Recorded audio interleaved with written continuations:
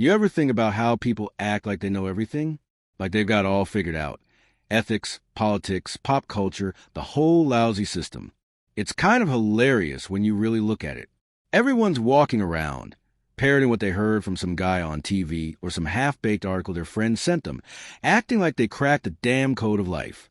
But if you ask them how they know something's true, really know it, they either look at you like you've got three heads, or they start talking in circles until they confuse themselves. Epistemology is a fancy word for that whole mess. It's the study of knowledge, how we know what we know and whether we even really know it at all. But try bringing that up in casual conversation. Go ahead, ask someone why they believe what they believe, and watch them squirm like a bug under a magnifying glass. It's not even their fault, really. People don't want to think about whether their truths are just convenient illusions. They want the world to be neat and digestible, black and white, good and bad, us and them. You start messing with that, and you might as well be ripping up the floorboards under their feet. Take ethics, for example. Everyone likes to pretend they have some rock-solid moral code, but the second it gets inconvenient, it turns into one big gray area. They'll say lying is bad, but then they'll tell their kids Santa Claus is real. They'll say cheating is wrong, but then they'll root for the guy in the movie who bends the rules just the right way. They make these exceptions to themselves, but when someone else does it, suddenly it's a moral catastrophe. And don't even get me started on politics. Nothing warps knowledge like politics. People don't care about what's true. They care about what makes their side look good. You can put the facts right in front of them, big flashing neon letters and all, and if it doesn't fit the story they like, they'll just shrug it off.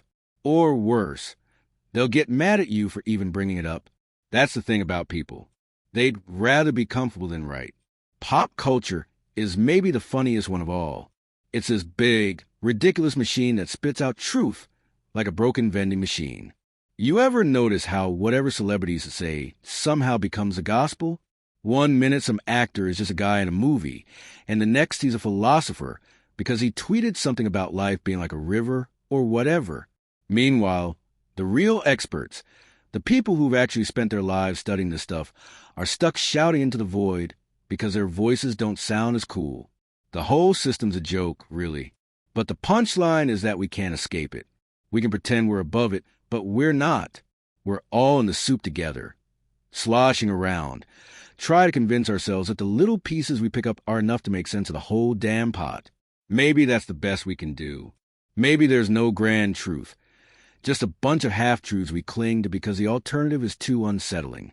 Or maybe, I don't know, maybe we just like to talk like we know what we're talking about because it makes us feel a little less lost. And hell, maybe that's not the worst thing in the world.